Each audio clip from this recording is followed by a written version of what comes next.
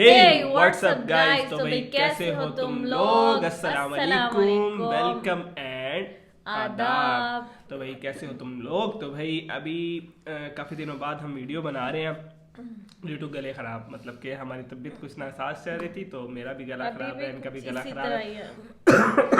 इस दफा तो सर्दी भी लॉन्ग टाइम चली है और गले की खराबी भी लॉन्ग टाइम चली है। सर्दी में सर्दियों में तो इतना मतलब कि मसला नहीं हो, जब जा रही है सर्दी तो उसने अपना काम दिखाया है। खैर, तो अभी जाती सर्दी में बस ख्याल रखें आप लोग भी अपना, और अवॉइड करें बाहर निकल, मतलब कि बाहर तो निकल नहीं है लेकिन मास्क वगैरह यूज़ करें और कुछ ऐसा करें कि आपके गले ख़राब ना हो। तो देखिए मशवरा भी कौन दे रहा है जिनका अपने अपना गले गला खराब है।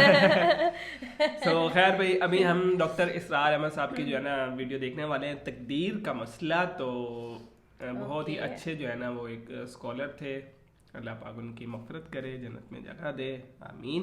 तो अभी हम उनकी जो है ना वीडियो देखते हैं, वाली तकदीर का मसला सुनते हैं उनकी ये वीडियो।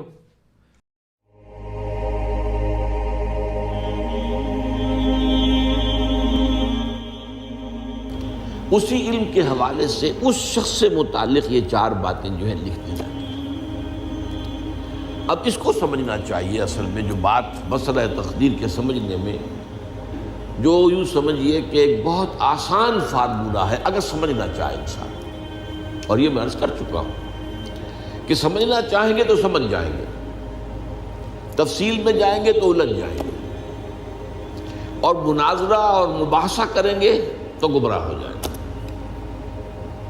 चुनांचे इसी पर मैं हदीस आपको सुना चुका हूँ कि एक मरतबा हज़रत अबू हुरैरा फरमाते हैं कि हुज़ूर सल्लल्लाहु अलैहि वसल्लम बरामद हुए अपने हुजरे से, और हम मस्जिद के गोशे में बैठे हुए तकदीर के बारे में बहस कर रहे थे। तो आप शदीद नाराज़ हुए और इस कदर आपका चेहरा मुबारक गुस्से की वजह से सुर्ख हो गया कि ऐसे महसूस हुआ जैसा आपके गालों में अनार का रस जो है वो डाल दिया गया है, वो उसके ऊपर बहा दिया गया। वो सुर्ख कंधारी अनार, उसका तस्वुर कीजिए, वो आम तो अनार नहीं जिसके अंदर वो रंग नहीं होता। फिर आपने फरमाया गुस्से से, क्या तुम्हें इस बात का हुक्म दिया गया? क्या मुझे तुम्हारी तरफ इसी काम के लिए भेजा गया कि इस मसले में तुम बहस करो? अज़म तो अलैकुम, मैं ताकीद कर रहा हूँ, ताकीद कर रहा हूँ, इस मसले में बहस से गुरेज करो, बहस मत करो। तो ये मसला अगरचे इस एतबार से बड़ा मुश्किल है, अगरचे समझना चाहें तो समझ सकते हैं, लेकिन मैं एक और हदीस भी आपको सुना दूँ कि इस पर ईमान किस कदर लाजिम है। ये एक ताबी है हज़रत इब्न दैलमी रहमतुल्लाह अलैह, वो फरमाते हैं, तवील हदीस है, मैं उसका खुलासा बयान कर रहा हूँ, कि मेरे दिल में तकदीर के बारे में कुछ वसवसे पैदा हुए, तो मैंने जो भी किबार सहाबा उस वक्त जिंदा थे, बक़ैद हयात थे, उन सब से मुलाकात की। उबई इब्न काब रज़ी अल्लाह ताला अन्हु, जिनके बारे में हुजूर ने फरमाया है कि अक़राउहुम उबई इब्न काब, मेरे सहाबा में कुरान का सबसे बड़ा आलिम उबई इब्न काब। उनके अलावा अब्दुल्लाह इब्न मसूद के पास भी मैं गया रज़ी अल्लाह ताला अन्हु, जिनकी हदीस हम पढ़ रहे हैं। हुज़ैफ़ा बिन यमान के पास मैं गया रज़ी अल्लाह ताला अन्हु।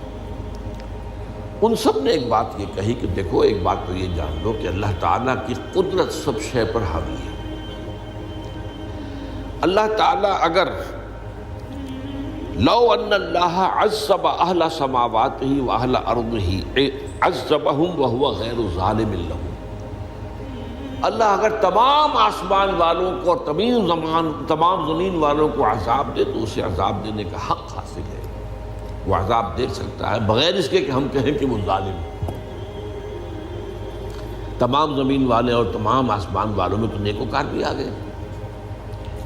ये असल में एक बड़ा अहम मसला है कि जो हमारे और मुअतज़िला के दरमियान मुख्तलफ़ी है।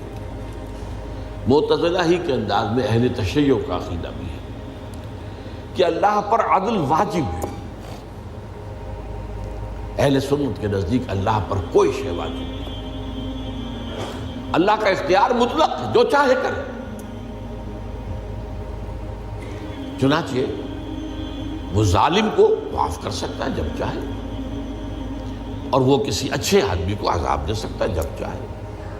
یغفر لمن یشاء ویعذب من یشاء واللہ علی کل شیء قدیر. یہ سورہ بقرہ کی آخری آیت میں ہے کہ آیات میں سے ہے, لاسٹ بٹ 2 لاسٹ بٹ 3 آیت میں. تو اس اعتبار سے اللہ کا تھوڑی سی بات کرنے کے لیے کہ ڈاکٹر اسرار احمد صاحب نے کہا کہ بھئی اللہ پاک کسی بھی ظالم انسان کو چاہے تو معاف کر سکتا ہے اور کسی بھی نیک انسان کو چاہے تو سزا دے سکتا ہے. اس کو بالکل حق ہے. اور مطلب کہ کچھ ہوتا ہے نا کہ بہت گناہ گار جن کو ہم سمجھ رہے ہوتے ہیں اللہ کی نظر میں وہ نیک ہوتے ہیں, اور کچھ لوگ جن کو ہم نیک سمجھ ہوتے ہیں وہ اللہ کی نظر میں کچھ جو ہے نا گناہ گار ہوتے ہیں. تو اختیار مطلق ہے. پھر میں زید کے پاس گیا تو انہوں نے یہی بات مرفوعاً بیان کی کہ میں نے خود حضور سے سنی ہے یہ بات. باقی 3 صحابہ کے بارے میں تو وہ کہتے ہیں کہ انہوں نے گویا کہ اپنی رائے کا اظہار کیا, اور اگر اللہ تعالیٰ چاہے لو رحمہم, تمام آسمان والوں اور تمام زمین والوں کو بخش دے اور رحم کرے, لکانت رحمتہ خیرا لہم من اعمالہم, تو اس کی رحمت جو ہے وہ یقیناً لوگوں کے اعمال سے بہت بالا ہے, بلند و برتر ہے. تو جو چاہے کرے. وہ ابو جہل کو بخش دے, کون اعتراض کر سکے گا؟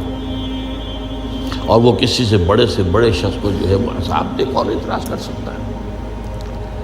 اس اعتبار سے پھر انہوں نے فرمایا وَلَوْ أَنفَقْتَ مِثْلَ أُحَدٍ ذَهَبًا, اور دیکھو ابن الدیلمی جان لو, اگر تم احد کے پہاڑ کے برابر سونا اللہ کی راہ میں خرچ کرو گے, فی سبیل اللہ, ما قبل اللہ منک حتی یؤمن بالقدر, اللہ تعالیٰ اسے تم سے قبول نہیں کرے گا جب تک کہ تم تقدیر پر ایمان نہیں رکھو. اور اس کے بعد فرمایا اعلم, جان لو, انما اصابک لم یکن لیخطئک, جو چیز تم پر واقع ہوتی ہے, کوئی تکلیف آتی ہے, کوئی حادثہ پیش آتا ہے, وہ تم سے ٹلنے والا تھا ہی نہیں. مطلب یہ کہ تم سوچو کاش میں یوں نہ کرتا, یوں کر دیتا, اگر یہ ہو جاتا وہ ہو جاتا تو میں بچ جاتا. نہیں, وہ تو آنے والی بات تھی. وہ اللہ کی کتاب, وہ اللہ تعالیٰ کے علم قدیم کے اندر پہلے سے لکھا ہوا تھا, تو موجود ہے, تو وہ تو آنی ہی آنی تھی. وَأَنَّمَا أَخْطَأَكَ لَمْ يَكُنْ لِيُصِيبَكَ, اور جو چیز کہ تم سے چھوٹ گئی, جاتی رہی, تمہارے ہاتھ سے نکل گئی, ممکن ہی نہیں تھا کہ وہ تمہیں ملتی, وہ اللہ تعالیٰ کا وہ جو علم قدیم ہے اس کے اندر پہلے سے طے ہے. وَلَوْ مِتَّ عَلَىٰ غَيْرِ هَٰذَا لَدَخَلْتَ النَّارَ, اگر دیکھو تم غور سے سن لو, اگر اس عقیدے کے سوا کسی اور پر تمہاری موت واقع ہوئی تو جہنم میں داخل ہو جاؤ.